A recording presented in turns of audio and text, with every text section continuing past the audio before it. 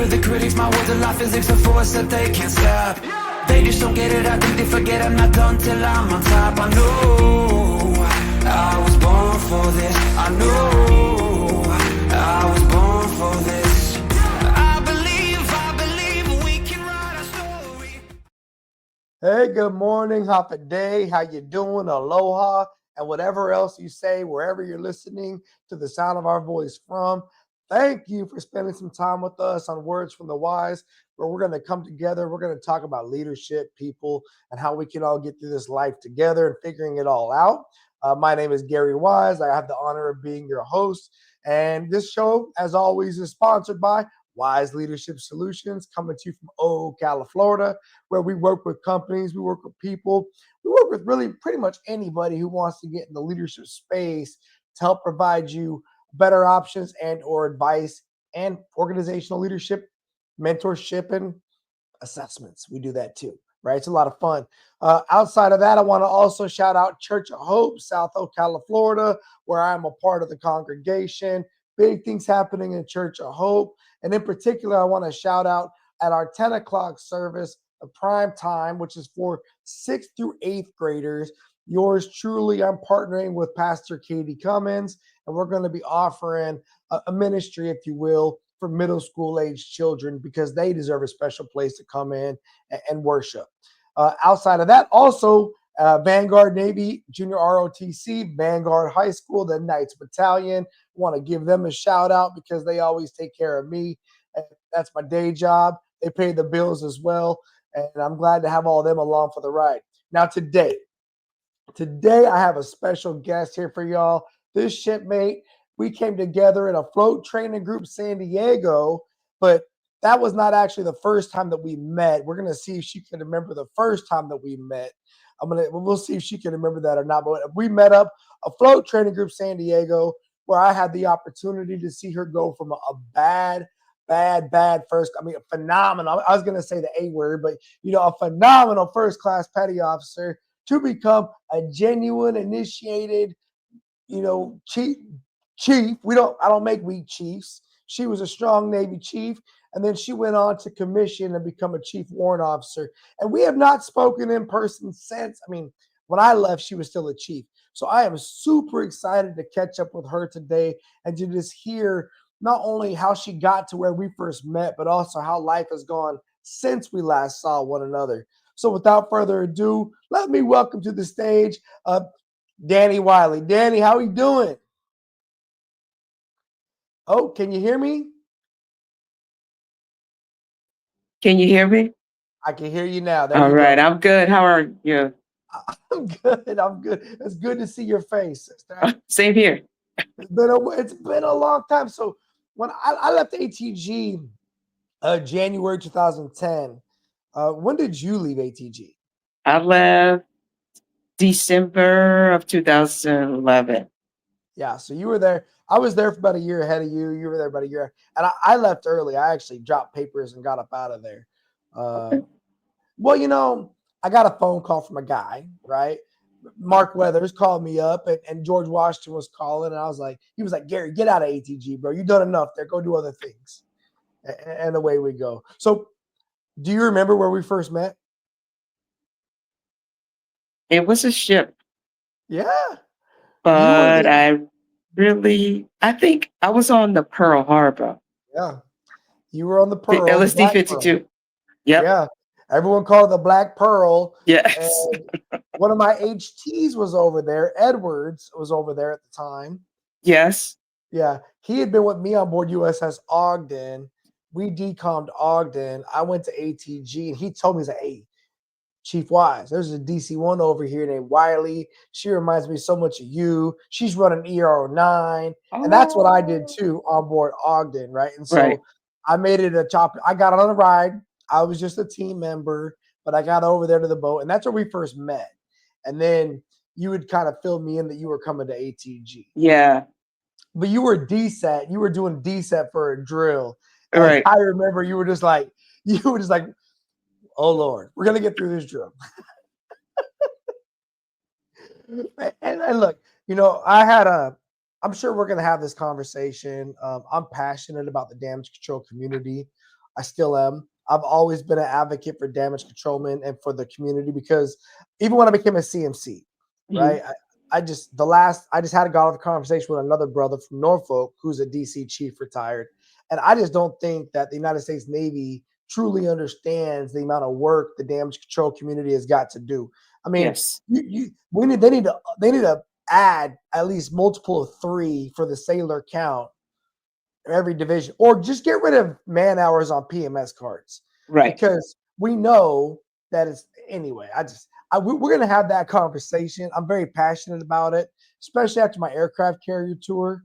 Right, I wrote a paper one OMG. time where I essentially lobbied that the HBLF dailies should be done by all the end users and not by the damage control division. Right, Yes. I was like the Airedale should do all the dailies for the hangar Yes. bay and the flight deck.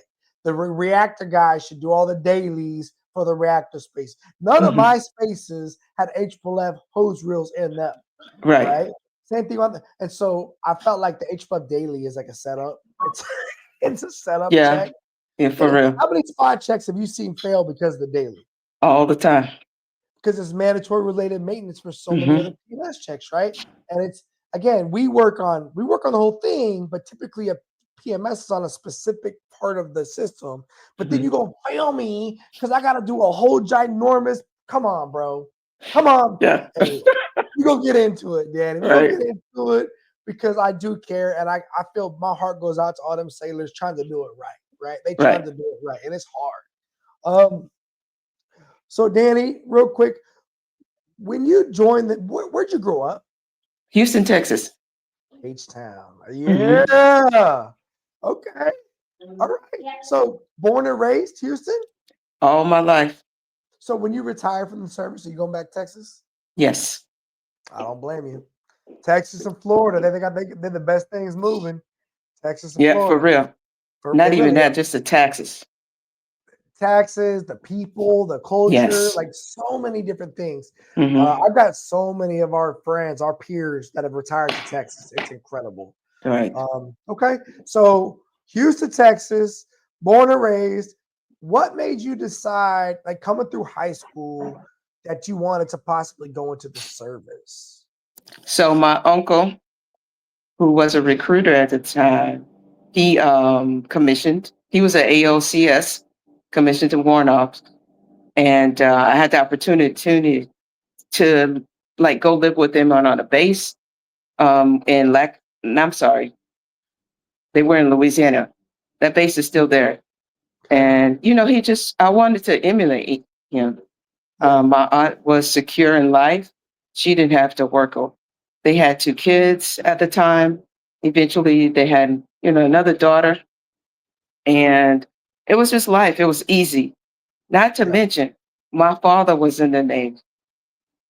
And believe it or not, my uncle that married my mom's youngest sister put her brother in the Navy.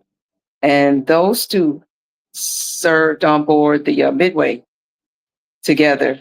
And okay. eventually, so it's a military family. And that was it.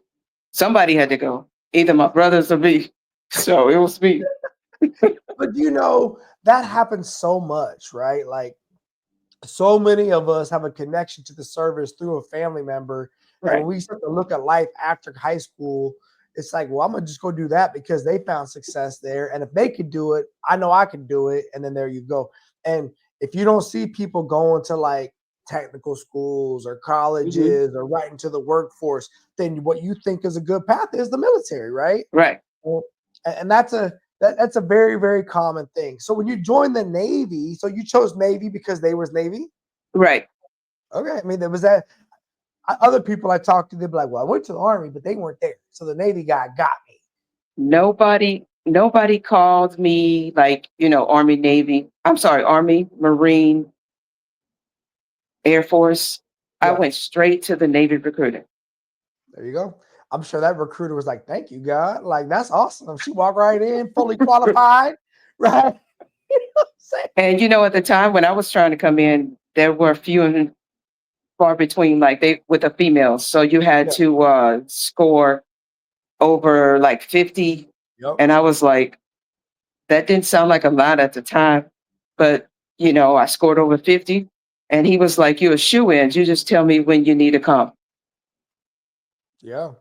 I mean, when I was a recruiter, what year did you join? 96. 96. So I came in 97, but I recruited 3 years later. And I will tell you, they were still managing the amount of number of females that could come in because of beds, right? They only had so Yes. many beds. Now it's a lot different, but back in those days, there was only so many locations and Hmm. rates, all that. So we'll get into all that. So you joined the Navy 1996. Did you know coming into the service? Did you pick your rate out the gate? Did you pick your job? I did.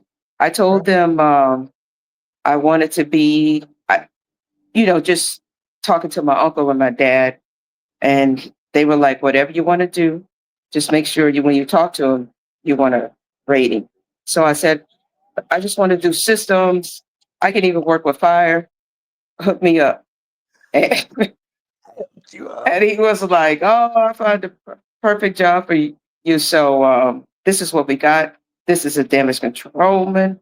Do you want to work with piping system?" I was like, "Not necessarily, but let me see what this DC about."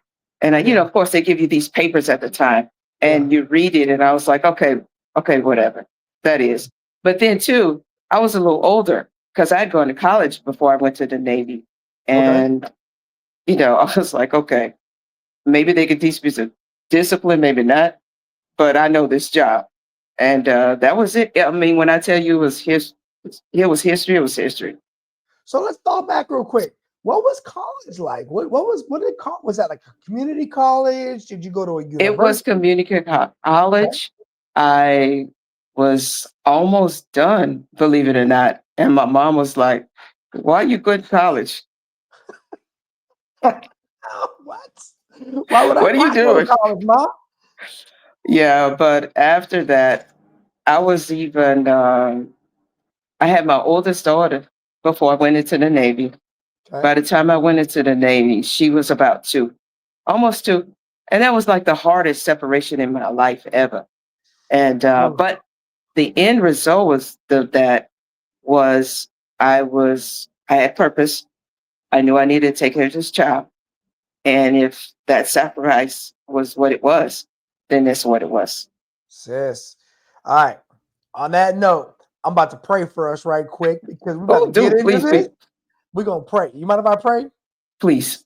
Lord, it's Gary and Danny. We're here. Yes. We came together to talk.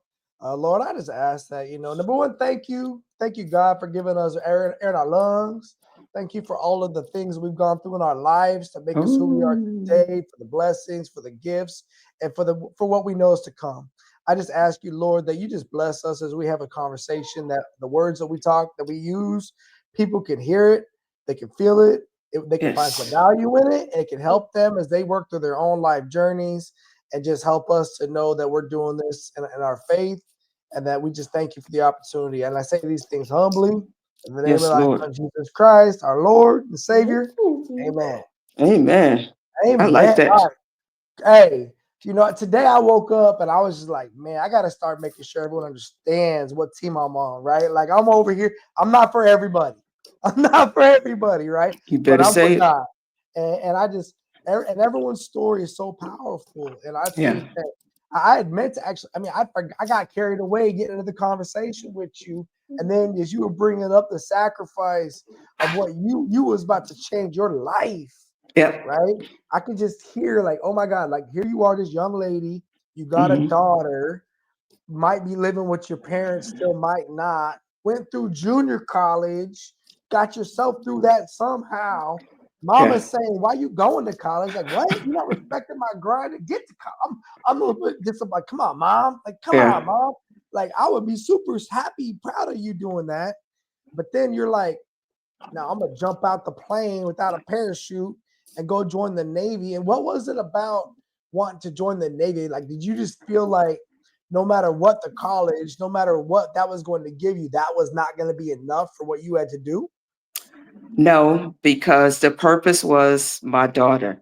My daughter was not, even though I had to sacrifice, she was not going to want for it in anything, anything.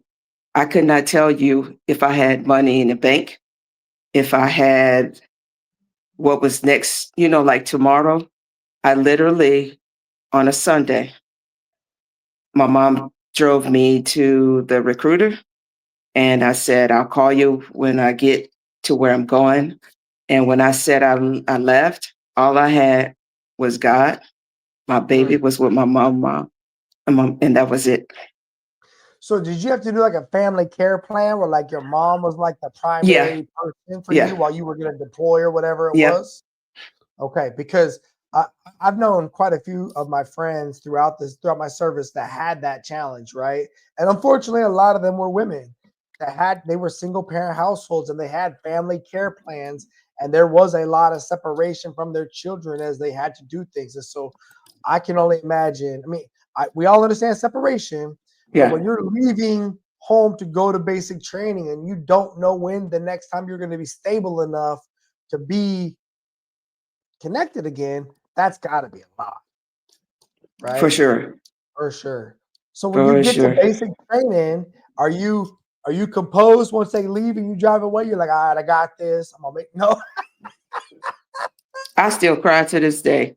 I still tell my oldest daughter that I'm sorry, but she keeps saying, "Mom, why you apologizing?" Because I have 2 degrees out of this, Yeah. and I am super proud of her. She actually works for NASA. She builds these suits that the astronauts go into space with. She's got a master's in kinesiology. She has a side hustle. She professors at her alma mater, Texas A&M, kinetics. She's smart, very smart. Then, of course, I had the baby after oh, no, before I left ATG. And she is super math, We're gonna get there. music. We're gonna get there. Oh We're my gonna get God. to that one. We're gonna get to your second shot because that is gonna be an interesting part of your story. I have no doubt, right? And I think I think you just started letting people know that you were gonna have a child. I think when I was Yeah. getting ready to leave ATG. Hmm. Okay. And that's always a complicated conversation too for women, unfortunately, in our service. So we'll talk about that. Okay. And then I think one other time I do want to shout out your family for holding you down with your daughter Woo, say that. supporting you for going to the service, right? Like, I, God, and I would do the same thing for my kid, like for sure, right? Let's Yeah. hold it down, be family, right? So shout out to them. All right, so when you get to boot camp and you're a little bit, so when you say you're a little bit older, what are you like 22, 21, I was 22. 22? So you get to boot camp, you're 22 years old. Uh, what are you thinking about that experience? Do you remember it?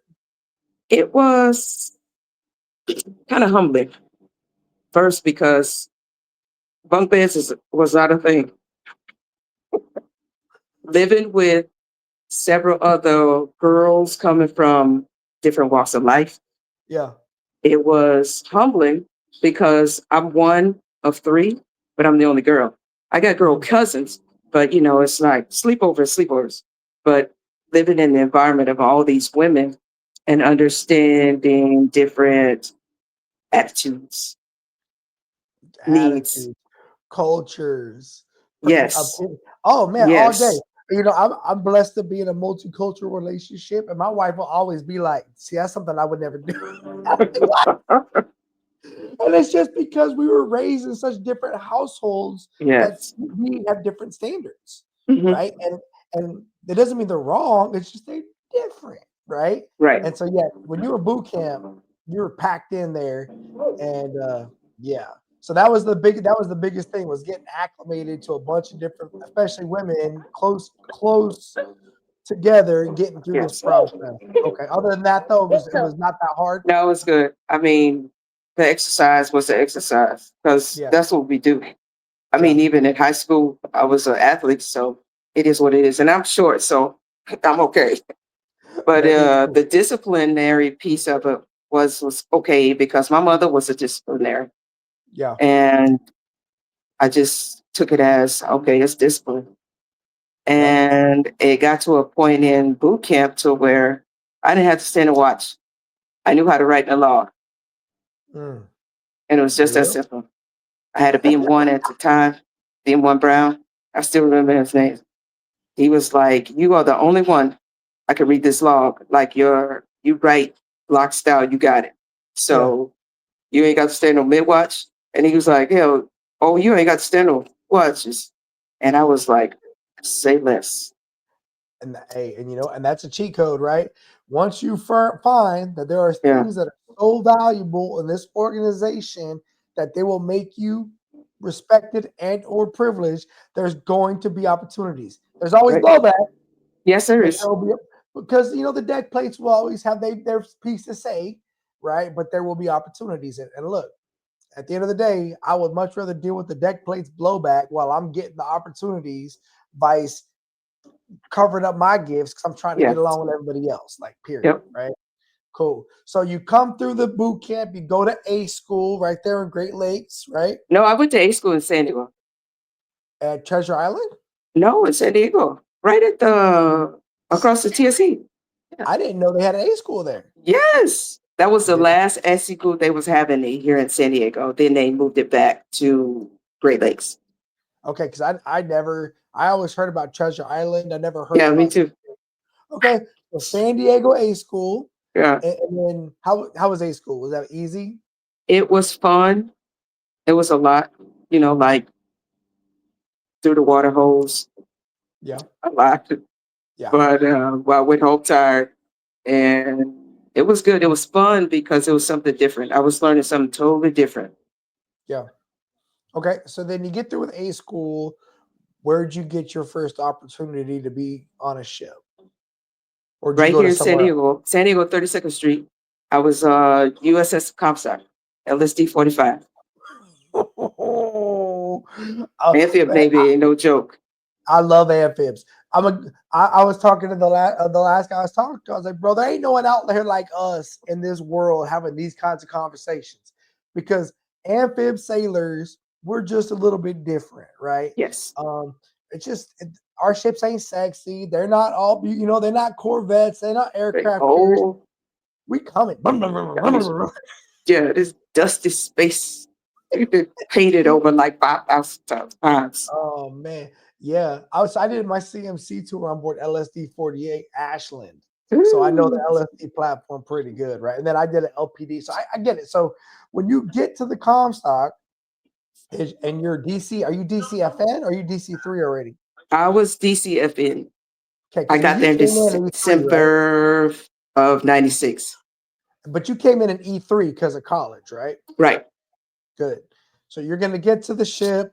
How is the ship when you get there? I didn't like the smell of it. But, It the was a smell. whole nother vibe. Yeah. The smell of it, you have to get acclimated to another like culture of people. And back then we were doing PME's paper. Mm-hmm. We'd turn that stuff in. Yep. The DIVO, the DCA. My first chief was a DCC. She was a female. Awesome. Suzanne Pike. Wow. And I learned a lot from her. And then eventually, of course, she PCS. And I got another master chief. He was horrible. But that's the difference between female leadership and sometimes male no leadership. He was a master chief trying to retire. But the Oh, ship was good. I didn't get like seasick. It was just another job, another watch. We had 13 DC men in that one ship. That was a lot of people, a lot of PMS, but I learned a lot.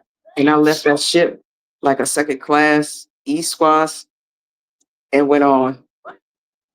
so you were on that ship, got there in 96 or early 97, Mhm. right? And how long were you on board that ship? 5 years, 5 years. June 20, 2001, I left. Yeah. So, and I was gonna, that matters because see, I did forward deployed my first ship. Well, so I only did 3 years on my first ship. Oh, man. Oh yeah, I was an assassin boat my first ship on the Bellawood, but For stateside sailors, they'll do 5 years on the first ship, and that's really actually good because they get a lot of corporate knowledge on that platform, right? They get a lot of experience. Um, and I was looking to see that when you left. So you left right before 9/11. Yes. Okay, so I you was got checking to into New Command. Believe it or not, I went to MAA school to work with the MAs. brig duty. And not that a bad decision, but it was a lot. Was it brig duty? No, it was driving the boats in the harbor.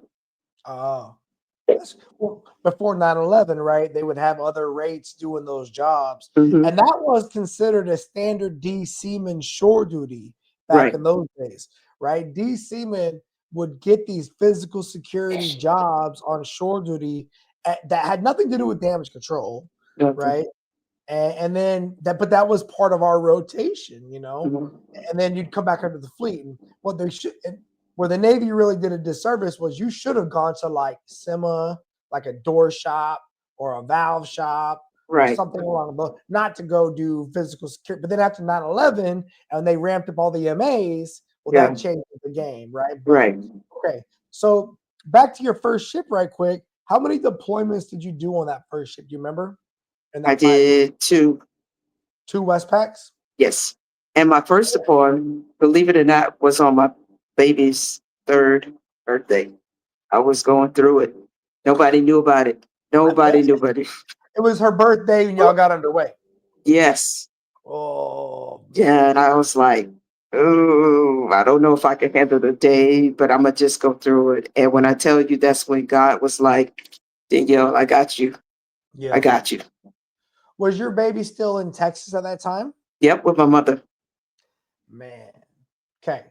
That's got you just got to keep telling yourself, I'm doing the right thing, I'm doing the Yeah. right thing, I'm doing the right thing. The Okay. sacrifice is going to make it. It's either going to make me or break me.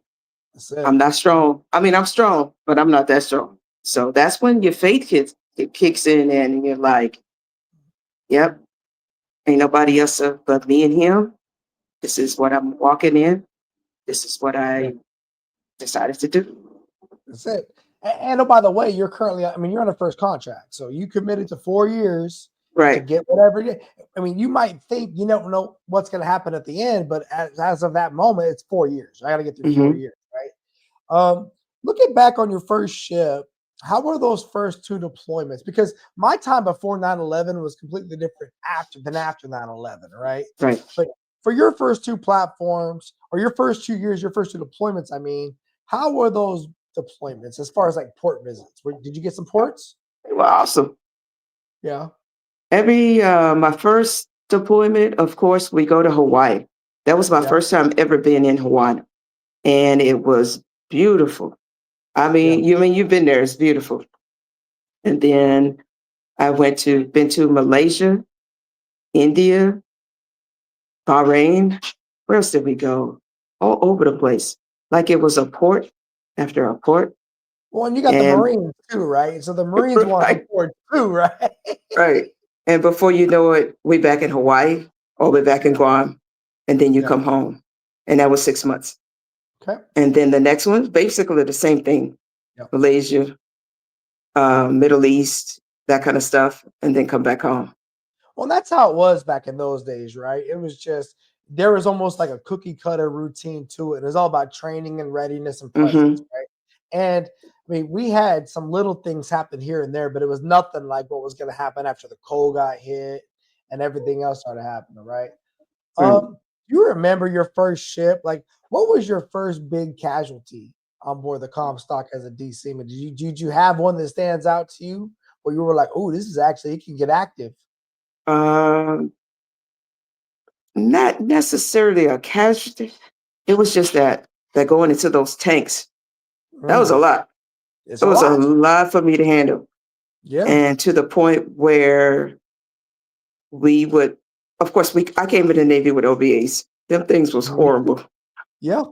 They don't mean they was a lie. It was a lie. And just realizing spaces and going up under those AFFF tanks, Mhm. that was a lot. I was like, I'm not claustrophobic, but what if I get stuck in? and Yeah. who's going to come get me? And Man. that 2-man rule works, Yeah. It's and that funny. stuff, it was real. It is real. I have had the unfortunate privilege of extracting 3 people from a confined space extraction throughout my career. 3 actual casualties. They were broken, bleeding, hurting bad, and I had to Wow. extract them.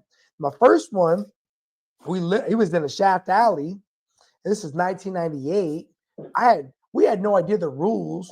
This kid was supposed to be climbing out of so they're in shaft alley on a LHA, right? And I they're know exactly what you're talking about. they're needle gunning, right? Mm-hmm. And so they closed the scuttle to stop the ventilation from blowing down because they didn't want all the dust blowing everywhere. I mean, when I got down there, you couldn't even see this kid's skin. He was covered in dirt so bad, right? Just from needle gunning. So they're getting ready to leave the space to come back to the pit because I was in the pit back then, half Main. And this kid threw a couple air hoses over his body, hung a needle gun on him, and goes climbing up the ladder to get out of the shaft alley and realizes the scuttle's still closed.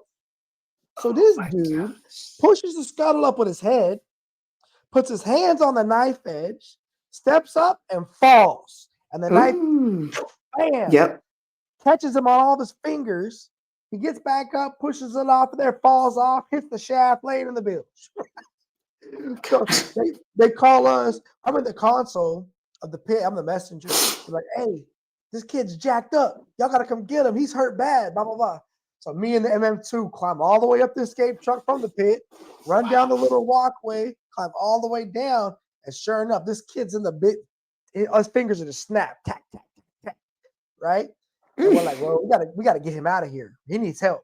So we tie a rope around him, and they tie a rope around me, and I'm going up the ladder. I'm pulling him, and the MM2 is behind me, got this kid on his shoulders, climbing the ladder. So I'm pulling the kid through all the. We don't even drop the dang nets, right? We're dragging the kid through the nets, right? I remember this kid is just crying. Wise, I'm doing it. Wise, I'm doing it. I'm like, yeah, man, you're doing good, bro. We're gonna get you out of here, bro.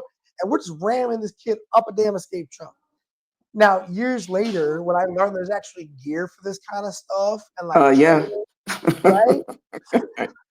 I remember I would teach when I taught at SWAS at DK's. That was my last job for the rate. I taught at DK's in Norfolk, right? And I would teach these DCAs like, look, y'all, confined space rescue is a thing, right? Y'all got to understand this. These ships can go from being safe to killers in a heartbeat. Yes. And we have equipment, we have gear. And then if we don't have the equipment or the gear, you need to figure out how to safely make it work. And so right. I think back to you talking about the tanks and the voids. And I mean, I have fallen in those ballast tanks before and thought about how are they going to get me out of here if I got somebody going to hit me? Yeah. And so I feel that for sure. All right. So you're on. And real quick, I want to hit on, you said the first chief was a very good leader. The master chief was not a good leader. I appreciate the road program, right? Which means he just wanted to retire. Right. I mean, you're a master chief going to an LS. He just want to stay in San Diego. That's what happened there. Right? Let's be honest. But was there anything else besides just his attitude that made her a better leader than him? She was in the weeds with us. What I mean, it was like reading a PMS card. Do you understand it? She has that questioning attitude. She cared about us, Y'all have sleep? Are y'all studying? Yeah. What are you doing? How you doing it? Are you getting home safe? Are you talking to your family? That kind of thing. She always asked. And it was just, you could depend on her. And she would talk to us about advancement and all that other stuff. So when I got to the ship in December, I took a test in March and I made it. I was a DC3 already. And she was like, just whatever you're doing, keep it up. But make sure you give yourself at least an hour to study. Yeah. I don't care what it is.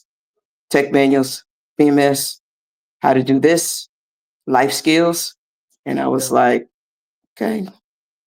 And she left. The DC Central watch was my favorite place to study. Yeah. I got so much studying done on that watch space. Other people be down there just doing all kinds of dumber stuff. I was studying. Yeah. Like all I got to do is do good on that test and I get paid more money. That's Say it. less. Say less. Yeah. I didn't even understand evals and RISCA and PMA. I didn't know None of none of that. that. I mean, chief. It's just None of it. good on the test. So Yeah. okay, so you're getting done with the first ship, and why do you decide to stay in the Navy? Right? It was fun. There was a lot of camaraderie. Okay. At the time it was in the shop, it was 13 of us and we were tight. We went on Liberty nowhere. Like we didn't go anywhere without each other. So Yeah. it was a Liberty thing. It was, I'm gonna take care of you if you need some help, that kind of thing. So I just was like, okay, ain't everybody at home doing the same thing. My brothers are off doing their thing. So why not? Okay. So you decide to stay in the Navy, and where do you get your next job? I went to A school. Like I said, I went to MA school. Yeah.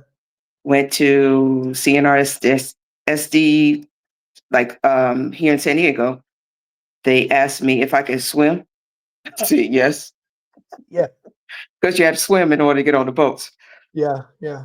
So I was like, yeah, let me do the boat thing. I don't want to stand at the gate. Yeah. And that was it. It was history from there until I found out like the guys that I used to work with, he was smoking, and the So senior chief that was there was an MA. She was covering for him. So I was like, no, no, no. I cut this short. I reenlisted over there. I cut shore duty short, and I went to the Pearl Harbor. okay. And was your daughter still in Texas even when you were on the shore duty? No, no, she had actually come back to San Diego. Yeah, Okay. So, and I'll tell you, when I was a base master chief, I got to know more about security, and their rotation was tough. They would do like 3 days on, 2 days off, hmm 2 days on, 3 days off. Were you doing the same thing then in harbor security?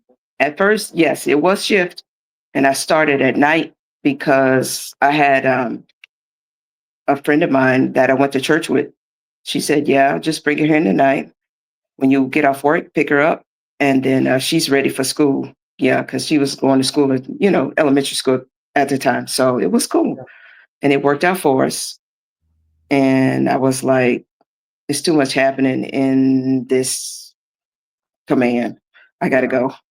And besides, in my mind, I was stuck. I was a DC2 already. And I said, no, I need to get to that first class so I can keep on pushing, because my tests were like, you miss it by one, you miss it by five. And you're like, no, I don't want to be stuck like that. So I'm It was going back hard. out to sea. And this Yeah. is the goal. Yeah. It was hard. I mean, when did you make DC1? Do you remember? 2005. We might have made it the same time. I remember when I made it, there was only like 7 or 9 of us that made it in the Navy, Right. right? And I remember, I think it was that because I made chief in 06 and I was only a first class for like 14 months, That's, right? yep. Because when I made first class, it was like 6%. I was Yeah, like, what? it was crazy. And I remember I came in that morning, my boy Ian Clark was like, hey, Wise, only like 6 people making DC1. I was like, well, dang, there you go, bro. And then That's I it. picked it up. But you had to get like I got like, you had to get like a 97 percentile on that dang test. You had to smoke it, bro. Yeah. That was a tough one for sure. So you go to the Pearl Harbor, you go in there as a DC2, you just terminated short duty early. How different was the Pearl Harbor vibe from the Comstock vibe? And oh, by the way, you're not reporting in as a first term sailor who gets to be a part of the shop and work your way up the food chain. No, no, no, no, no. You're coming to us as a mid range sailor that we need to lead Yeah. something, manage something quickly, Right. right? It was good. It was good. It was same setup, Okay. ship wise in the Yep. shop. We had about the same folks. But Senior Chief Odom, he was tough. Yeah. He still cared about you, but he was tough. And it got to the point where he was like, because I kept saying, I can't do this, my daughter, I want to go home. And we had a whole conversation, heart to heart, was like, listen, when you get out there or you get home, same people doing the same thing. Now you got to do this 9 to 5. You're working double, hard just to take care of your daughter. What are you going to do? Here it is, Navy pays you. Although you do have to show up on time, they give you uniforms, they feed you. You stay in your watch, you're still learning. You're doing your craft, you're still learning. You So when you were re-enlist or on you get out. when you were on the Pearl Harbor, did you keep your daughter in San Diego, or did she move her back to Texas when you were going back to the ship again? No, she was still here in San Diego with me. My uncle, that they had bought a house in Temecula, and my aunt was like, "Y'all can come stay here." That's So awesome. it does take a village. But you were commuting from Temecula to San Diego as a DC too? Yeah, Like that's something you don't typically see people do. To they're like a chief, an officer. They got that gas money. I was ready. Anything for her, it was Yeah. it. And then the other thing is, going back to the ship, you're gonna get them. Was the hours different on the Pearl Harbor than on the Comstock? No, because we engineers, we work long and hard. Okay, so it's the same. You Yeah. know, hey, but hey, them LSDs are a different beast too, because those are engine-man ships, right? Yes. Those diesels. When I first got to the Ashland, I really didn't understand that engine men. I mean, I met them at ATG, but I didn't really know they got down like that, right? Yes. And I knew steam, right? That was Hmm. my main bread and butter. I kind of knew gas turbo from riding them at ATG, but for Right. me, those places was like air conditioned, right? But when I got to the Ashland and I really got to know those snipes that was Ingemin, like y'all down there getting it. It's freaking, they were working down there. Yeah, for sure. Um, so when did you get the opportunity? Like, what was your job when you got to the Pearl Harbor? Did you just work center soup right away of the men general shop, or did they have different? No, the senior chief Odom was like, "You're the only one in this shop that don't mess up the PMS." Meaning, Halon, I was writing the tags, right? That kind of thing.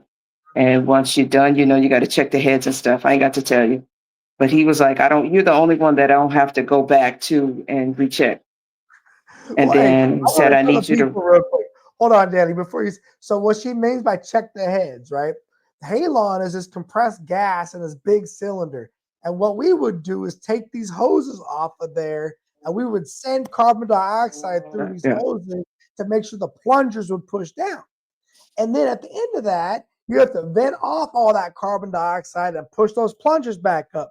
And if you don't do that, you're gonna tighten that up, and you will hear pop, and when the everything will rumble. run like hell is coming because they all think they're gonna die because it's halon, right? And it's a big problem, right? You got to Yeah, change out a cylinder. You got to explain it to the boss. We just depleted the ozone layer, yeah. evidently. We did it in Japan one time on the Bellawood, and they were so mad. They had to like write a letter to Japan and say we are Mhm. sorry for depleting the ozone layer of Japan. Oh my gosh. It was a lot. So that's what she means. So when she's saying the senior chief trusted her to be the one, because there was a time when I was on George Washington, like my guys, I was going down verifying all the heads Hmm. as the senior chief because they did me dirty once. Yep. That's it. DC1, DC2, y'all gonna be looking real silly while I'm down there checking all this for y'all. But sometimes you got to do what you got to do, Yeah. to get the point. So I think it's very cool that he already registered that level of trust in you and your ability to say quality assurance wise. And then, oh, Yep. by the way, tag outs, Yep. we're not using computers to do tag outs at that point. Be You writing. are pen and ink. Yes. All right. Just to make sure everyone understands and listening to us, because that's some real damage control stuff, right? Oh, man. That really is. Okay, so he puts you essentially in a leadership role. Are you like a mid-level leader? Like, is there a first class working over you at the time? There was until she left, and he said, I don't need you in the general workshop. I need you in ER09. Lo and behold, I was like, if I keep showing them what I'm doing, I'm not going to work myself out of none of that. Yeah. but Yeah. that was it. And it got to the point to where the DCA was like, if PMS isn't done on Thursday, I need an email. I need to send it to me so I can send it to the rest of these departments. And if they're not done on Friday, then they have to come or stay. They can come on the weekend. I said, sir, I don't want to be here on weekends. He said, you're not. They'll be done. Sure enough, we was done. So you were running the kind of a damage control petty officer program where the departments were doing their maintenance. You were just Mhm. like the facilitator and the manager. Mhm. Those are the best kind. Let's be Yeah. honest. Those are the best kind. Right. I hate when I see these shops full of temporary assigned people that and I've made great progress with those sailors. Don't get me wrong, but it's a management fiasco Yeah. and it's not right. Like ultimately, the department heads are responsible for the readiness of their spaces, Right. right? To the CO. So that's good to hear, right? Because some people they don't get that. They don't get that. I had to actually. So when I got to Ogden, I got put in DCPO right away. I didn't even get it. No, don't stop or go. Don't collect $200. I got Right. set up by the other DC ones that were there before I even got there. And I was DC2. They were like, why is this going to ER9? But luckily, I had been a DCPO on my first ship as an Mhm. undesignated fireman. So I knew the maintenance for the most part, Right. right? And then when I figured out, okay, reading through the books, talking to other people on the waterfront, because I'm emailing other people, trying to hear how they're doing, I'm networking already, trying to figure it out. And I'm like, wait, I don't have to have all these knuckleheads work for me. Man, Right. I got instructions from other people. I remember the XO came down and did a spot check, and I only had like 3 people in my shop because I fired everybody else. Yep. Fired them. I didn't even care. Y'all gone. I don't need you. And the XO was like, DC2, how many people work here? And I said, the instruction says 11, but I have 3. And he says, Mhm. how does the instruction say 11 and you have 3? I said, because they didn't give me good people, so I fired them, sir. We're doing just fine.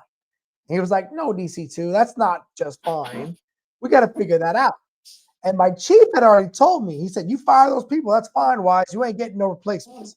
Okay, I don't care, Cool. whatever. Yeah. And so then the XO was like, well, what would you do different? I said, as a matter of fact, I have an instruction here that here's what I would do. I give him the instruction. He come back down the next day, swings by my shop, and is like, hey, we're doing that. Right? He's like, let the DCA and the chief know. How bass backwards is that? Right? That for sure. I go up to tell the chief of the DCA, I'm all excited, like, yo, he said we could do this. I wrote the instruction where every LPO on the ship worked for Yep. me. Yep. Yes. And the DCA was hyped. He was like, oh, wow, that's awesome, DC2. The chief was angry. Oh, he was mad. Because, now I know now, looking back on it, he got to go deal with that fallout in the mess, right?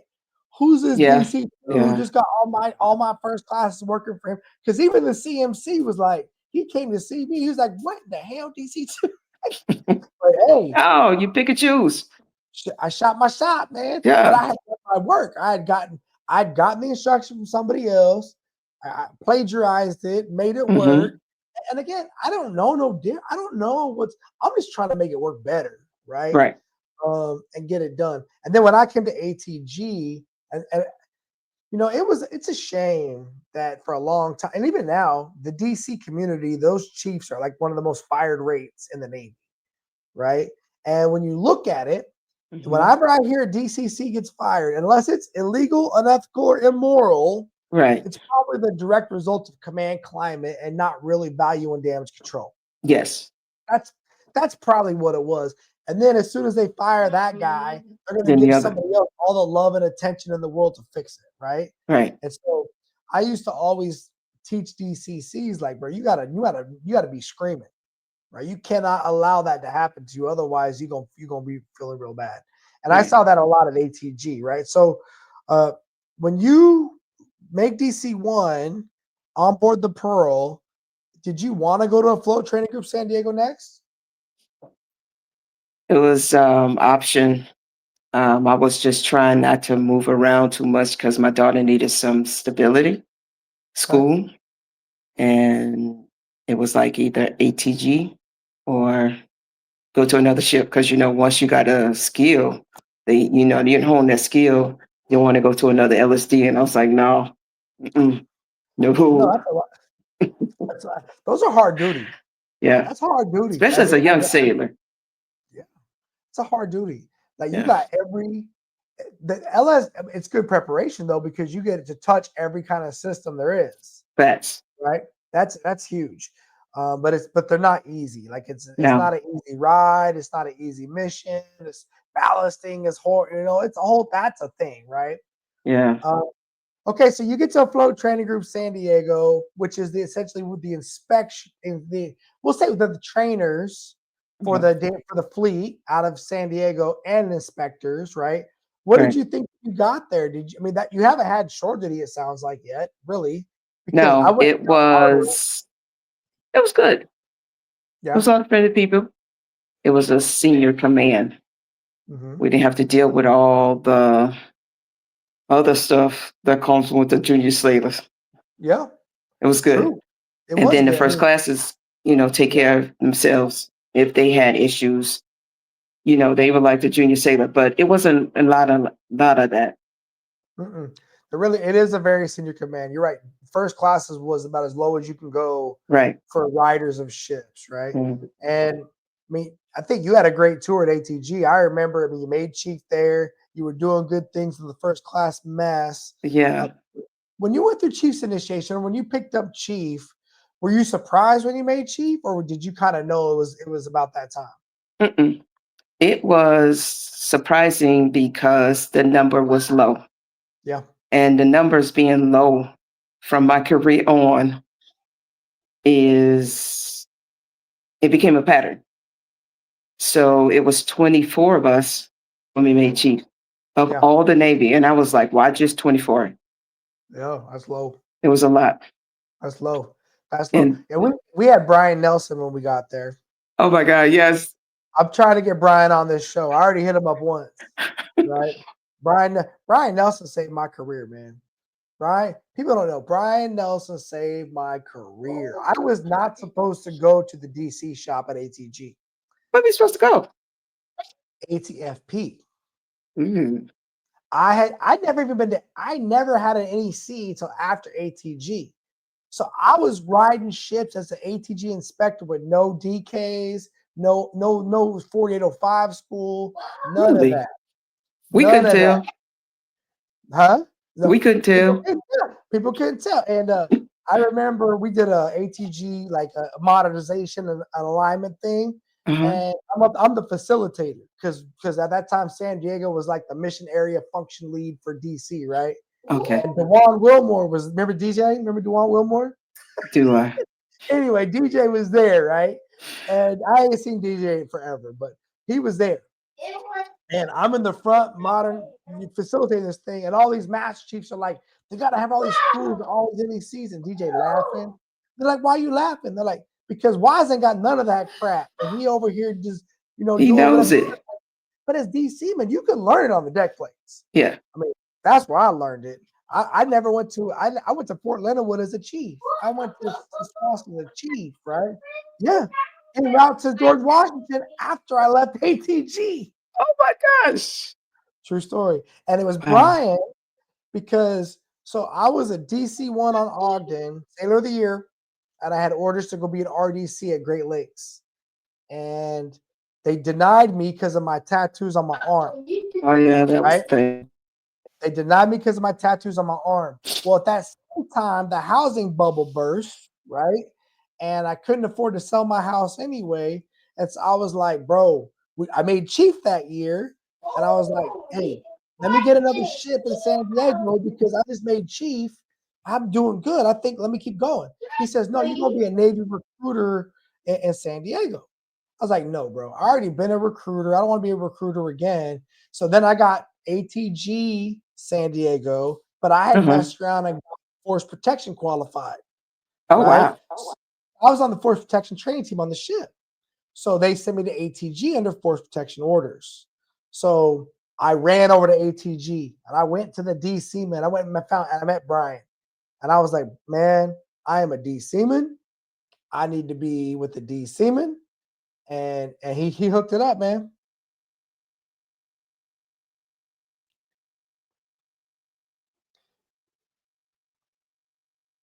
That's Are cool. you there? Yeah, I'm here. I'm sorry. Yeah. So Brian had the juice, man. He just made a phone call, and luckily Ryan Rupp, remember Ryan Rupp? Yep. Ryan was a DC chief. We made chief the same time. Ryan was coming from SEER school, and he wanted to be a force protection guy. So Brian was like, Wow. check it out. Rupp can go over to force protection. Wise can come over here to DC, and game over. And that That was was it. good. That was God. That was God. That was God in Moving, the form of moving Brian Nelson. pieces. Yes. That's why I messaged Brian. Like, Brian, I need you to get on this podcast. I need to give you your flowers, bro, because you saved my career. And yeah. So I remember when you got to ATG, and you were never on my team. We might have did a few things here and there, but you were like on Ben Andrews' team, I think it was. But I remember everyone. I had Hughes, who was your running buddy, right? You guys were That was good my friends. guy. I'm trying to get him on the show. I just talked to him the other day, Wow. right? He's a retired chief now up in he retired, he's living in Virginia. And but him and you were always kind of talking together, like figuring it out, what y'all was gonna do, keeping each other with the energy. Yeah. And so then when you made chief, of course, I know for him it was just a little bittersweet, but he was on a different path, right? And when you made chief, did you see I just did a podcast with Six? Yeah, I saw that. Yeah. Yeah. You had a good group that you made chief with. Yeah, You guys had it was good. it was a strong group. When you look back on your initiation process, um, what did you think when it was all said and done? First with that group, because it was only 10 of us and it was strong. Mhm.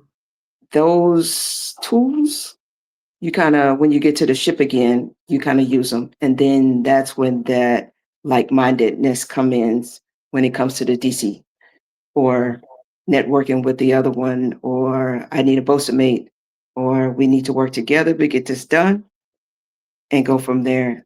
And within the command, at the time we were there, that was a good group of people. Very good.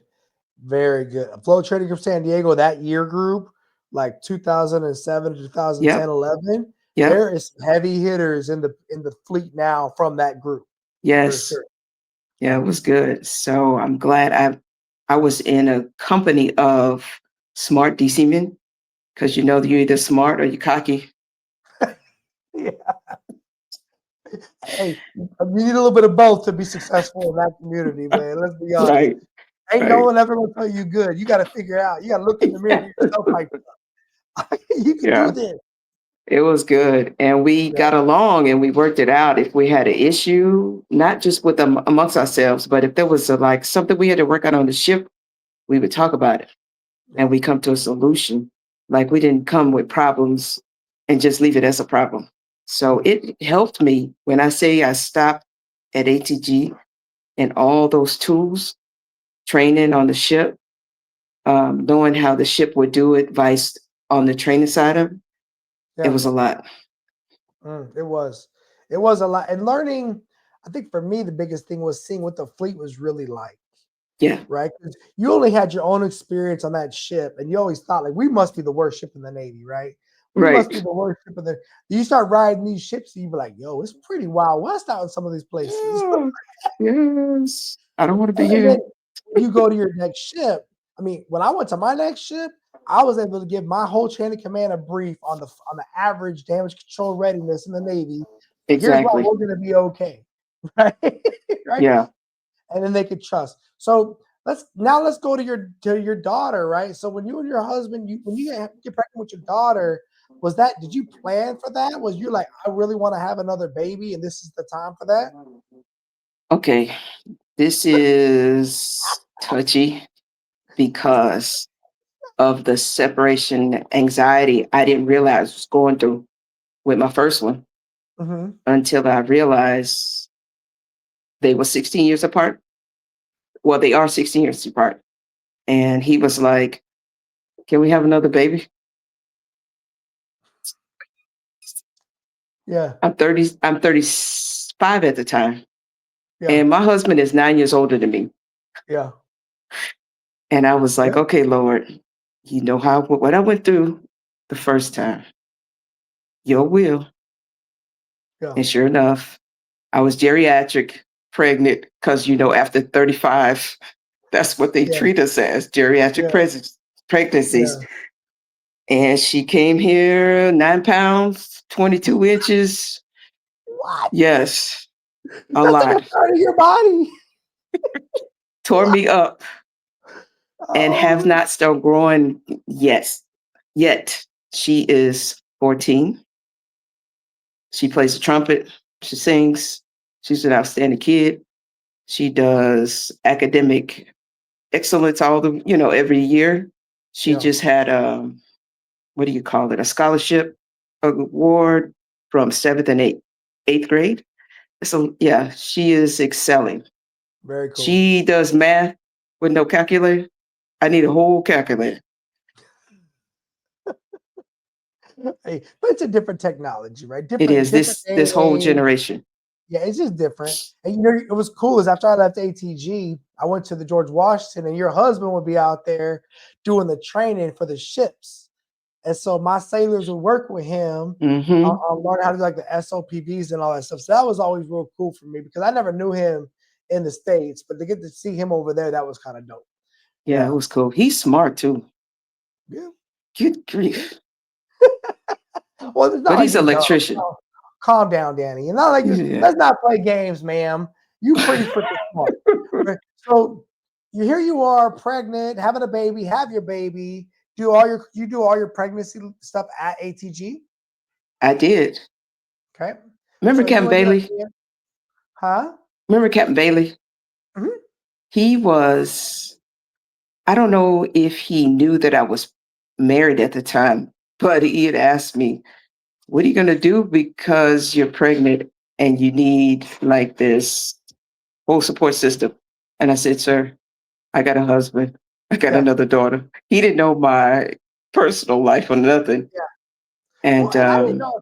Were you married when you joined the Navy, or did you get married later? later, Later. Okay. yeah. Okay. Do you And remember when did you get married about? huh? Well, did you get married when you were at the MA duty doing the harbor security stuff, or I got married when I was on the Pearl okay, Harbor. Yeah. okay, yeah. I mean, because you were always somebody that had boundaries, right? You didn't always let everyone know your business, right? And so 100% when I first met your husband, I did not put that together. He put me into that, like he let me know. I was because I didn't okay, Wiley, I got it, right? I was like, yeah, ATGS. I was like, oh, Daniel. I was like, yeah, that's my what? Who are you? Yeah. That's my Yeah. girl. And then it was, I think we connected on that part, right? But yeah, you did a Yeah. good job for whatever y'all reasons, right? So I could see where people are assuming, right? Because you kept your stuff tight, and there you go.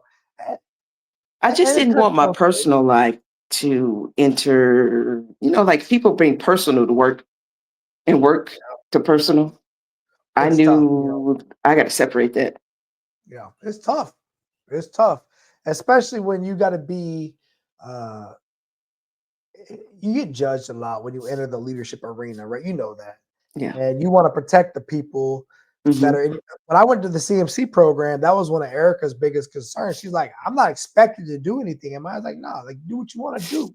But let's be honest, right? There's some unwritten rules. I've got friends that are in the CMC community that they got told they couldn't get a job either because they were single or because their wife was not involved. What? Wow. Yes. That's a lot. Yes. Because they got this whole, oh, the spy, your wife needs to do whatever. No, she not in the military, bro. He not in the military, bro. The service members in the military, Hmm. right? They have these little unwritten rules. And so I could see that, right? So there you are, ATG. You've been there probably 4 years, maybe 5 at that point. When do you decide to drop a warrant package? When does that happen? When I was at HEG, Yeah, nobody knew about it. I Nobody bet knew about it. I didn't know. But I mean, was that something you'd already been thinking about before you even made chief? Was that something you were considering? Well, yeah. the goal was just to be a chief. And then I was like, my uncle over here is like the man, and I want to be like the man. Mhm. Not realizing, of course, sacrifice, but just knowing what you know and how to use it and articulate, you good. So the first time I did it, I was at ATG. And then out of ATG, I had the opportunity to pick the ship that I wanted to go to because I was in the scheduling of, you know, where the events were. And I saw all the pre-coms come up and I said, yeah, I want to go to Anchorage and called detailer. I want to go to Anchorage. And sure enough, I met them in, they was at maybe the second level of pre-com. We were in a building and I submitted a package there, did too. And by the time I got Anchorage, no, this was during Anchorage. And I had a chain that said, you're senior chief already. You're the only DCCS here. What are you going to do next? And I was like, I don't know, sir. He said, I see you done, like you submitted packages. What are you going to do? And I said, well, I don't want to be an ensign. He said, no, you ain't got to do that. Just wait till you're out of that window at the time and then just submit for 7330. So hold And up I real said, quick. okay. Go back. So you picked up senior chief when you were on board the USS Anchorage. Mm-hmm. You picked up senior chief because of ATG, right? I mean, let's be honest. I know it was. Me too. I made senior chief right after ATG too. Yeah. Everybody was like, how the hell you make senior chief? Right Uh-huh. You don't understand. That's a large mess. A lot of my competitions right there. If I found success there, but then everyone's like, well, you got to go out. You can prove it on the ship, blah, blah, blah. I'm going to prove it as a senior chief, bro. That's all I'm going to do. Yeah. That's it. That was it. That's it. That was it. You know, it's funny. When I got to ATG, the generation before my generation had a much different energy, right? And Uh-huh. so I think like at least for the DC shop, I think Brian's leadership, I Yep. would say Ben, I would say me, I would say a Mhm. few other people. We really kind of changed that energy, the swagger, if you will, of that shop, Yeah. right? Yeah. Because when I got there, all they told me was "Welcome to the boneyard." The DC men don't get nothing here. We're the worst in the blah blah blah, right? We got Well, everything. but this is what they telling me, right? And Brian had just became the LCPO, and he was like, "Wise, don't listen to that. We're gonna be all right." And my team leader at the time was named Greg Green, and Greg was a very quiet man, but Greg was like, "They don't know this, Wise, but I'm the number one chief of this command. You gonna be all right, blah." So I was like, but that was just Greg. It wasn't the whole thing, right? We went to go on a run of Boston of that Joker. Because we was all health again, DC men are healthy, competitive spirit. We're going to all be a little bit aggressive, energetic, arrogant, if you will, because we're gonna be pushed. We got to push that line. Yeah. And then a lot of us came out of there making rank relatively quickly, Right. which is perfect, right? So I can see where you followed right along in that pattern. You did the work, you did the job, and okay, I got to have a baby here, and you probably kept right on grinding, making them money, whatever you did, whether it was helping out Henry, whether it was whatever, Mr. Kim, remember Mr. Kim? Remember Mr. Kim? Yeah, oh my God. Yeah, he used to get fired up, man. I used to love that guy. He would get fired up. And so I can see you making senior chief on, and what's Anchorage? Is that an LPD 17 class? Yeah. Okay. I can see that. And so how was it being a senior chief for you on the ship? It was the same. I was the only DC. I had 2 DC-1s, shot full of folks. And those ships, they're still ER-09 and ER-04. But the good thing about that was when I made senior chief, the DC-2 made DC-1s. They were both DC-1s. Everybody on that pre-com in the engineering world, in the DC world specifically, all ranked everywhere. Yes. And it was good.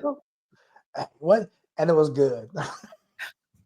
I love that because I mean, that the George Washington was my ship like that. The Anchorage was your ship like that. Where Hmm. before them, I mean, I was second class to chief on Ogden. So I never, I mean, was not the same as when I checked on board as a chief and Right. then made me a chief. And so, yeah, I mean, that's where you can really plant your flag and be like, look at my team. This is my team, right? My people. Yeah. So, what was it about? So, the warrant was really just because of your uncle and because of you looking up to him. You just wanted to go do that. Kind of, sort of. I mean, I've never really ran into, I take that back. I ran into one other warrant, Darla Best, female type, but I didn't really enter or see like the warrant side of it. You know, the LDO, they're all everywhere.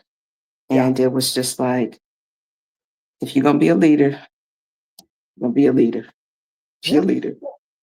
yeah, for sure. Well, and I think to your other point, that Darla Vest lady, I've never met her. Never was she a DC man as well? Was she a She was a HT. about to say because I've never seen very many female warrant Hmm. officers in the engineering world, Right. right? So you're definitely going to be a unique part of that landscape for Character. always short. You know what I'm saying? Like Yeah. what? Yeah. Okay. So you get warrant off of Anchorage, I did. okay? And so of course you know you never been to sea before as a warrant officer, so I guess you got to go to sea again. Hmm. And I Yep. ended up on the TR. I think I remember you emailing me and you're like, bro, I'm gonna need Oh some my help with gosh. this carrier Yeah. stuff. So when I got there, he was Jeff Shipman. I never forget him. I still talk to him every now and then, but he was the best Chang as an officer to me Yeah. because he received what I needed and he would give me feedback. He would give me some mentorship, and that was it. And it was me and a friend of mine, Travis Ramsey. We came from HG together, and we ended up on the same ship. So I learned a lot when it came to wardrobe stuff because the wardrobe sees you. They really don't know you like your background or none of that. It's just, oh, she the fire marshal. She fire marshal. Whatever fire marshal says, that's what it is. And if Yeah. you can't agree with that, then you can go talk to the chain.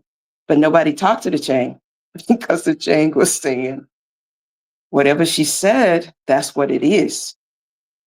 And it was good. It was real good. That's good. I didn't have to go to school before that. I just Yeah. came in as the SME. I'll tell you, that's the best case scenario for at least if I would ever go on warrant officer, right? Because I mean, I never really wanted to be an MPA or nothing like that. Like going fire marshal on the aircraft carrier, that'd be exactly right. At least to That was warm our up to the wheelhouse. boardroom and figure it all out, right? Yeah. Uh, when I went CMC, I chose an amphib purposefully because I wanted to go somewhere I felt comfortable as a sailor while I learned how to do some of these other things in that community, right? Right. And so I could see where, at least as a fireman, but the thing, I think it was awesome. Your Chang was involved, but what a lot of people don't understand is it goes from fire marshal to the captain, right? Yes. We really want to play that game, Yeah. right? This is a command safety program, and I have to tell Yes. I would tell my fire marshals that, when I was a senior chief, I'd be like, sir, you are the QA to all these other organizations, right? Hmm. So as much as I love the DCA, if he's not doing his job, you got to throw flag on the plate, Yes. right? If the Chang ain't doing his job as the damn patrol officer, you got to throw flag on the plate, right? Yes. Because your job, if the XO ain't doing his job as the DSAT leader, you Right. got to throw flag on the plate. Because Yeah. your job is to go to the captain and say, Captain, our Sir. damage control organization is solid. And that Hmm. was a lot of fire marshals that didn't have the damage control background that I had they were against that, right? Because they were not that they wanted to hide they weren't ready to do that. But Right. as DC men, we always was right there in front of the captain. Like Yes. it is what it is.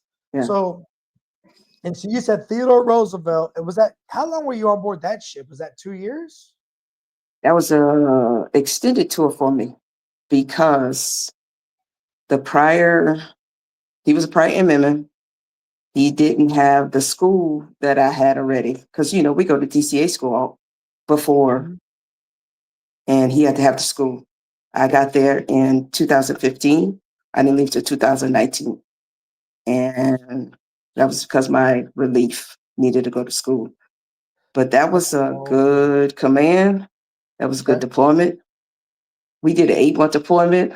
And when I tell you, when I came home, it was good. It was good. Like, it was camaraderie. We saw ports, not too many, but we still saw ports. And the crew was, you know, this when it comes to sailors. If they don't like you, they vote you off the island. Yeah. And it was hard work. I was standing watch on a bridge. Yeah. Yeah. Yeah. I was That's right. standing, I got my swope in on that ship. And that was a Gotcha. lot. Because, you know, as a Gotcha. DC man, when we go to the bridge, we dropping off the draft. That was Yeah. it. Just getting drill package signed. Woo! Get drill package And when I signed. tell you, I had to separate, like compartmentalize. This is the bridge. You get on the second deck. This is the job.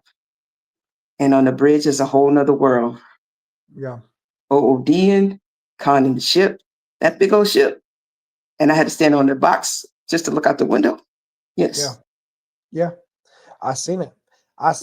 Again, I did my CMC tour. I stayed on the bridge. I was like, Yeah. y'all don't understand how cool this is for me to be on the bridge, because my whole career was in the plant or in DC Central, Yeah. or like you said, dropping off the draft, Yeah. right? Never did I get to just be up there and see how cool that whole thing was, the interaction and like the formality and the Yep. processes and procedures. Like, so I think a lot of sailors could benefit from getting a little more exposure to that world and see, and then also having a little more grace for the JO that Yeah. has to go up there and get their quals, Mhm. while the chief is like, I need you to be down here being Divo too. Like, no, bro. I was always like, go get your quals. Go get your It's a whole quals, 'cause nother I know world. it ain't easy. Whole different world, right? So how was that for you, going from being the senior chief that had all the sailors to now being a fire marshal, and you got an assistant fire marshal, a DCA, ADCA, Divo, chief, senior chief? Like, you got a lot of layers of leaders there. I mean, I remember on board GW, I would get all my leaders together and I said, look, all roads lead to me. So Yes. all y'all, I don't care what you think you want, you need, you call me, I'll get you the manpower. Right. Because I can't have y'all power struggling over who gonna get what done, because they all got responsibility. They all have different roles, right? Right. Did you have that same challenge on TR? Not much so a challenge, but you know, all roads lead to me. So it was a conversation of, if you got questions, concerns, I'm here. I don't want you out here on the ship and the CAC is just talking to you crazy. If they need to talk to you because you feel like you're speaking for me, they need to come talk to me. That was it. Yeah. Well, because you had like your duty fire marshals. Mhm. I mean, that was another big one. The duty fire, the IET musters. Yes. Still. IET musters and set zebra. Those were the Yes. two biggest headaches for, I think, everybody, you know. And my fire marshal, there was a period of time that my fire marshal would be at every duty fire marshal, duty muster, and to make sure the IET was solid. And they would not let the off-going section go until Nope. the IET was good. Yeah. That's common now. That's not new, right? Yeah. Yeah. All right. So when you're on board that ship 4 years, right? Yeah. Sounds like 3.5 years. That's a long ride. And what are you thinking about doing after that? And how many years did you have in the Navy at that point? I was at my 21, maybe 22 year in the mark in the Navy. I called the detailer. He ship, of course, but he was like, "What do you want to do?" I said, "I don't care." Of course. What do you mean, of course? You just did 4 years on that dang aircraft carrier. Ship, of course. I don't That's care. crazy. Whatever it is, I do know this. I want to stay in San Diego. And he said, "Okay, I got the Essex." What is the Essex? What are they doing? Where they at? He was like, "No, it's a steamship. This is what we're doing." I said, "Okay, I go." But when I got to the Essex, I was the maintenance manager. Oh, DC maintenance saved my life. when it came to doing the maintenance manager business, because all we do is maintenance. That Yeah. was all it was. Yeah. And keeping up with the port engineer, the Chang was okay. But in that position, you work for the admin side because you have to report to the XO. Yeah. And it was a lot of maintenance because LHD's Mhm. a lot of maintenance. Yeah. And you're doing the maintenance for the whole engineering department. It The sounds ship, like. Whoa, stop playing. I'm not messing around. Were you the It was the ship. 3MO? You were the I 3MO? was, yes. No, I had a senior chief that Yeah. did the 3M stuff, but I was still the 3MO and the maintenance for the ship, Yeah, but you know what? I agree. DC saved your life. for sure. And that's project management, right? Like, Yep. yes. You know, it's okay. But that's a lot. Yeah. And I hate that damn 3M program, but all those jobs, managing all the money, managing who's going to get what, kicking back what jobs ain't written properly, They all that. mad because you deleting the jobs. And I'm like, the department has to like approve that. Otherwise, it's gone. You got 7 days, period. Yeah. Well, like you said, Chang was all right, but you didn't, like you said, you didn't work for Chang. You can't be an engineering department per se fully Yeah. if you're in charge, because there's got to be a check and a balance, right? Right. There's got to be a check, and even though the Chang usually is also the maintenance officer, if Mhm. you will, right? It's just like DSET, right? Chang Yeah. is not supposed to be part of DSET, but they always involved because the XO's involved, right? Yeah. Always. Yeah. So how how long is that tour? That was 2 years because I got there in 19. I left in 21 on deployment. Here's the interesting thing about that, because I left on deployment for Essex August 12th, 2021. I left Essex in December of 21, got on Lincoln, came back home because Lincoln was on deployment. August 11, 22. I was gone. The longest year deployment, my family's still intact. I got a good support system with my husband because he understands the Navy. He's retired, so they good. Yeah. So you went from the Essex to the Lincoln, like damn near cross-decked, back right Yep. on another deployment again. Yep. Why did you go into Lincoln? It just kept putting you on. Was it because you didn't want to stay in San Diego, or there's just no shore duty for warrant officers? It is what it is. We stay out to sea. And with being engineers, we fall in between. And you got a skill. So when I get to Lincoln, I'm supposed to work with the SMM. The Chang was like, no, I don't care what you came here to do, but I need you to be my fire marshal. I bet.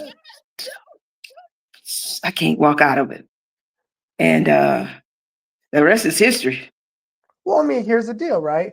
There's a lot of people that struggle in that job, and if they don't have a strong DC chief back, like presence, like people help and support them, they're going to be set up for failure because and unfortunately, in the damage control community, at least in my you're either really, really good or you're really, really not good.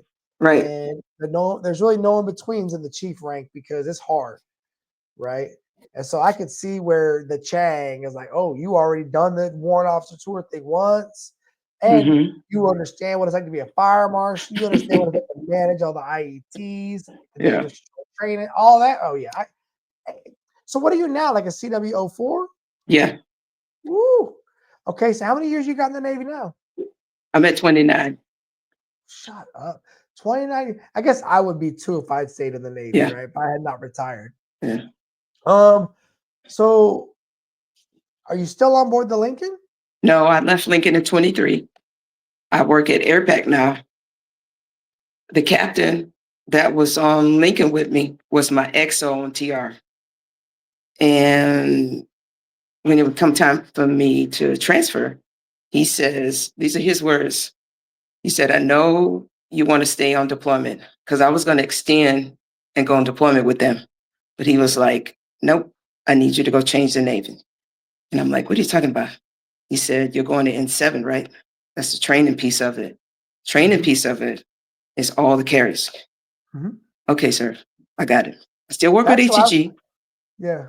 That's who I worked for when I was at ATG San Diego. No one else understood what I was doing. But I Yeah. was driving the airpack, working over there with them guys, putting together the airport train manual, all that other stuff. So hold on. You were on Lincoln before you went to airpack. hmm So you were on. All right. I don't want to get my carriers mixed because I messed around with Theodore Roosevelt a little bit once upon a time. You didn't do that. Okay. Yeah. So you're at Airpack now doing their N7 stuff. Is it only for the Pacific Fleet, or are you doing it for all the fleet? All of them. Okay. But that N7, I'm the N72. So the N72 resides with the big guy, the 3-star over here. So in the SORM, or the responsibility of things, we take care of land, PAC, Pacific Northwest, which is Japan. So we fly. I take care of the maintenance phase, basic phase, then turn them over to the ISIC and the CSG. And do you still get the float training group people to come be like your little eyes and ears and do all that? But you're like the TLO, if you will, or you're like the head inspector? Yeah, the inspector. We represent TICOM. So we Okay. work with the TLO. They bring the DC teams over. And it's history. It's just history. Training Y'all is get rid of- training. Did they Go get rid ahead. of CD Sharp? Yes. Yeah. Yes. Oh, I remember that mess. It's a Oh, whole mess. So now they're trying to switch it over to the nipper instead of sipper. yeah. Whatever. But it's still Whatever. the same training. Yeah, And whatever. we hit them all. I recently we just updated the DC PQS. Yeah. That was a whole fiasco. Was it? Why is it? Yes. What was all the different type? Because even though it was a naval message, there was one DC messenger, and I'm trying to hold together, that tried to speak for every other DC master chief in the Navy. Yeah. Didn't give them the opportunity to put their inputs, none of that. So as a TICOM, I knew that PQS was going to come across my desk. And I was like, okay, I'll wait. Sure enough, I reached out to everybody, SurfPack, LCS, Phil, all of them. And we retracted that PQS, gave our input, and now we reach all platforms, all training, all sailors. Nice. So, Nice. So is Hasso still over at Serpac? yes. Is Ben Andrews still over there too, or is he with you at Airpac? Ben's over there with Hassel They've been linked together for so dang long. forever. Man. That was his guy before when he first got to ATG. He was with I think before Hasso went to 3M team or something like that. Yeah. Yeah, they've been together a long time. You know what's funny? I did the DC PQS once upon a time. I know. Did you see my name? I see them all. Yeah. I did that working group in like 2015, I think, 2014, whatever. It was a dog and pony show, man. Like I remember doing it. Like, why do we have all this 100 series, 200 series that nobody does? Like, it's such a lame thing. No one does. Yeah. It. Yeah. But y'all keep fighting the good fight. So you had 29 years now. Yes. What's going to be next for you?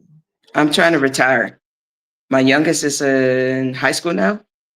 Okay. And I'm not missing nothing. Nothing of high school. Nothing. Yeah, you missed a lot. Yeah. You missed a lot. So if you do drop papers and retire, when would that be, do you think? I'm 30 years mark in the Navy, May 1st, 26. And with officers, we have the statutory retirement date. I'm done. Yeah. Yeah, because I don't want to miss no more of life. No blame more of marriage, no more of the kids. Yeah. They grow too fast.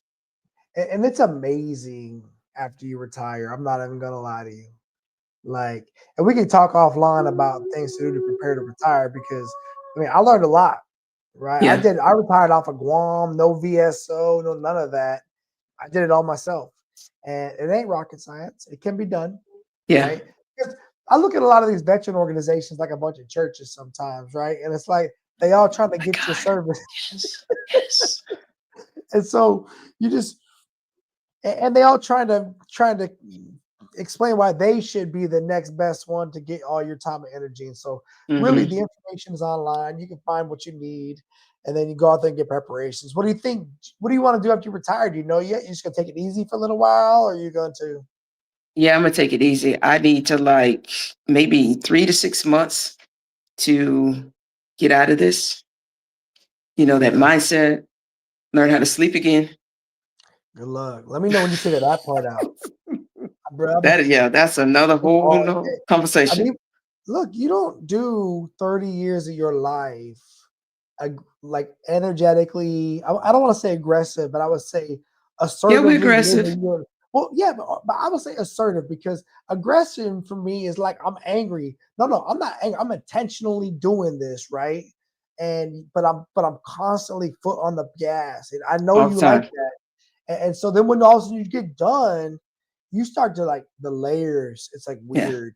The layers come off. It's almost like grief, right? When you go through hard grief Yep. and it comes on like waves, and you're like, Yeah. damn, like that hit me hard again. And and then you're gonna go through, at least it's my advice, you're gonna go through identity crisis. Like, who am I now? You will. You will. Okay. I mean, I You will. received that. I got it. You going my that's just my you're going to like once I tell my wife, I said, I used to be really good at something and I'll never do it again. Right. I guess, but going warrant also prepares you for that because going CMC also prepared me for that. I left Yeah. damage control behind, Yeah. and you can work with people anywhere.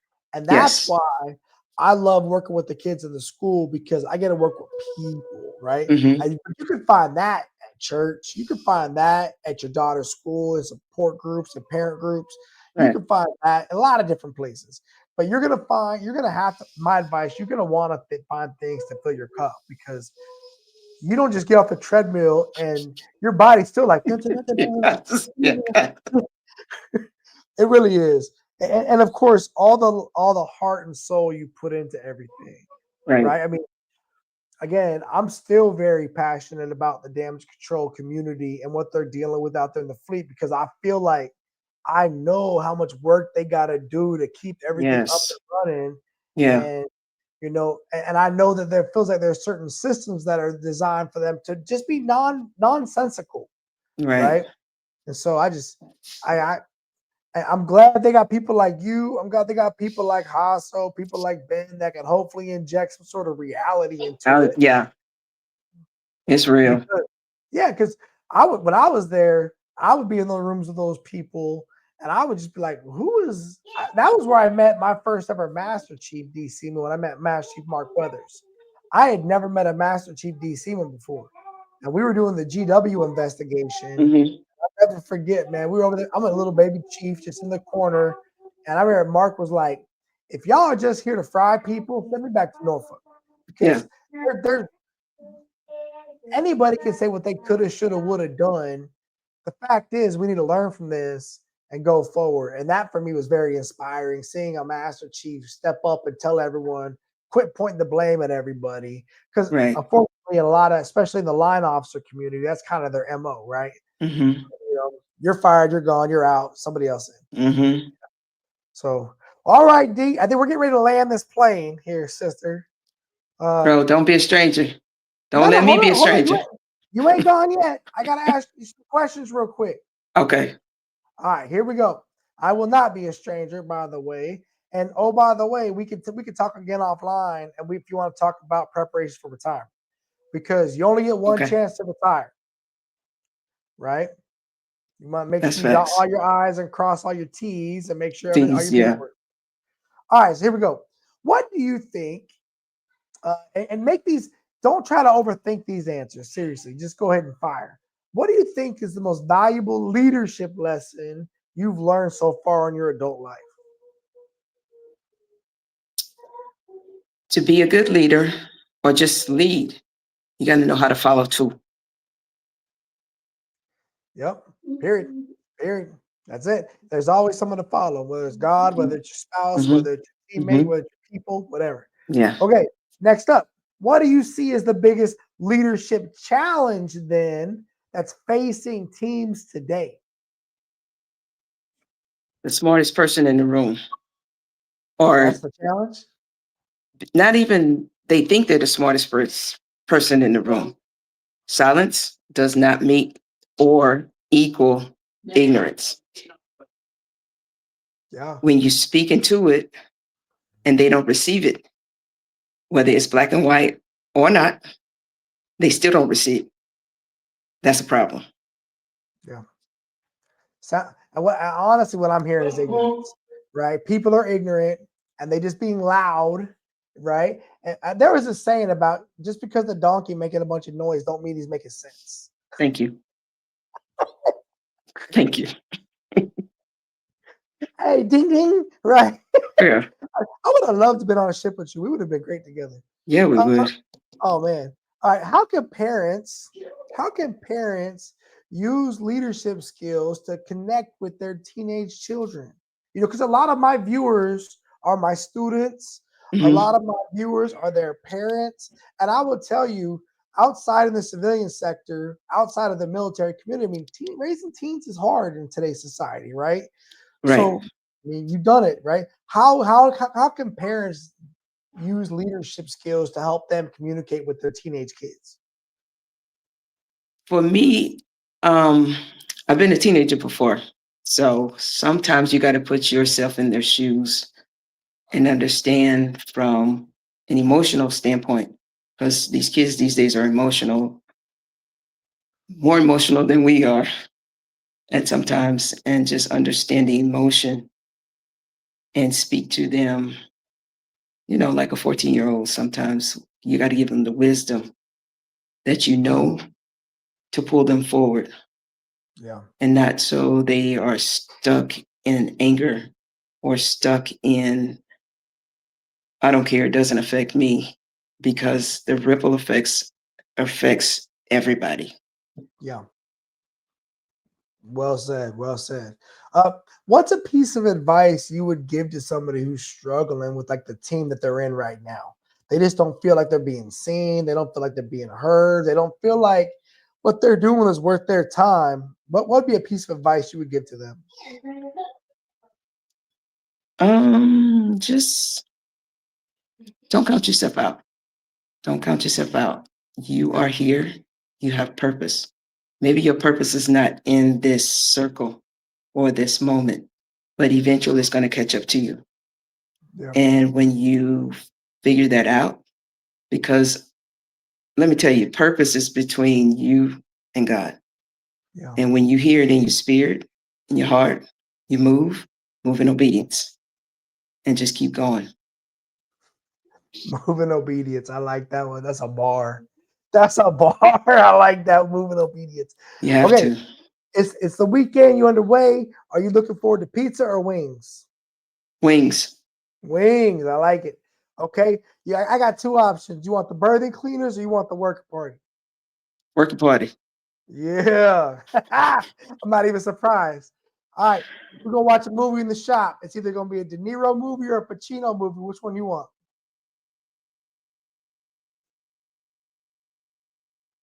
Robert De Niro. All right, Robert De Niro. I'm about to say you can say neither. You can be like, you ain't watching no movie, but okay, Robert De Niro. Looking back on your life, what was your favorite duty station? My first on the Comstock.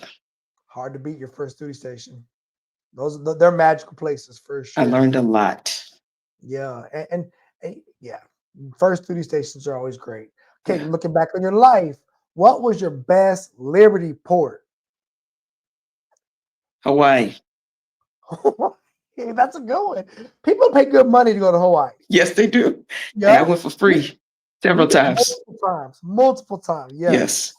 Hey, yeah. And we get a man the rails. There you right? go. Paying respect going into Hawaii for sure. Okay, looking back on your career, what was the hardest qualification you ever had to achieve? I think I know what you're gonna say. The swope in. Oh, I believe that. Say that part. I knew you were gonna say that. I remember they say, "Hey, CMC, you want to get your conic off squat?" I was like, "No, I'm good. I'm just gonna stand in front of the captain's chair and drink my coffee, mind my There you business. go. No problem. No problem. Mm-mm. That's look, go down That was a lot. time, speed, distance, Yeah. right? Driving those the swoes, they are underrated in what it takes to drive those big ships. Yes. Period. All right. If you had the chance to do it again, would you recommend to a sailor to do an overseas tour or a stateside tour? If you Both. were talking to yourself, both? Both. Both. Okay, good to go. Do you have a favorite movie series? Movie series? Yeah, because they don't just do one anymore. Now there's like five, No. right? To be honest, not really, because I don't watch too much TV these days. Some of these questions I pulled up, like these are like mid-watch questions. We'll be talking about like what we be down there arguing about the dumbest things, right? We argue about movies. All right, Danny, would you rather be independent or on a team? I would say I can do both. Be- Only because in a team, you kind of like you can go so far as the weakest link.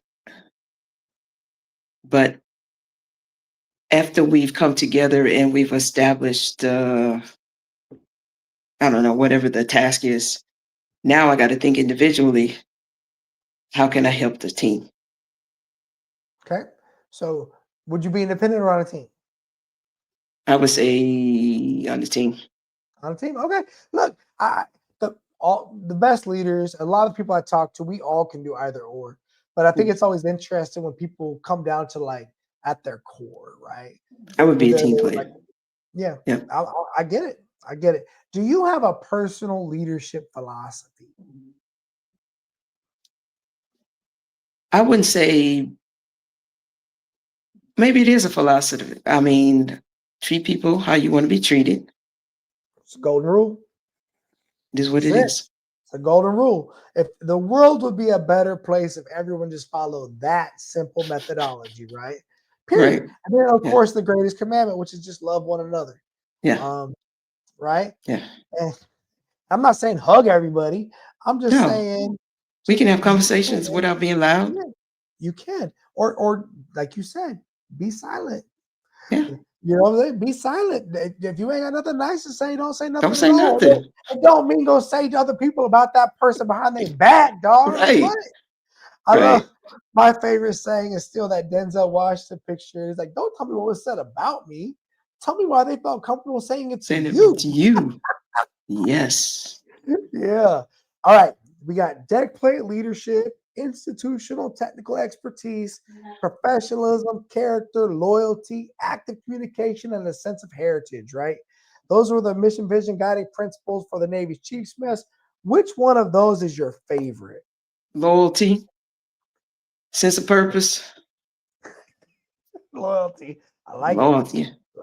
Loyalty. Okay, then last one is would you rather lead or follow? Follow. Okay, I'm okay with that too. Because again, we always serving, right? We always following. So I accept that. All Hmm. right, sis, that is it. Do you have any saved rounds or alibis? No, man, this was good. Next time I'll pick up my camera on my computer, but other than that, we good. I love You're talking to good. you. You're good. It's good Yeah, to see you too. it's good to see you too. Thank you for taking the time out of your day to share. I look forward to my students getting the chance to watch anybody that watches this because Yeah, we blowing up, right? We're doing good. But my students watch this. I got so many strong young cadets, and that's them getting the good. chance to hear these voices from the people that I served with not only reinforces all the sea stories that I tell them, Yeah, but then also they get to hear the stories of all these other people that went to serve the country. So thank you very much for doing that. It's going to be a blessing for them. So I thank you. appreciate the opportunity. For sure. Hey, everybody listening to the sound of my voice, if you like this kind of information, do me a favor, like, subscribe. Danny, I will let you know when this episode's gonna air, okay? Thank you. Yes, ma'am. I'll see y'all later. Bye. Bye. And I know I was born for this. I know I was born for this. Don't care for the critics, my words are like physics, a force that they can't stop. They just don't get it, I think they forget I'm not done till I'm on top. I know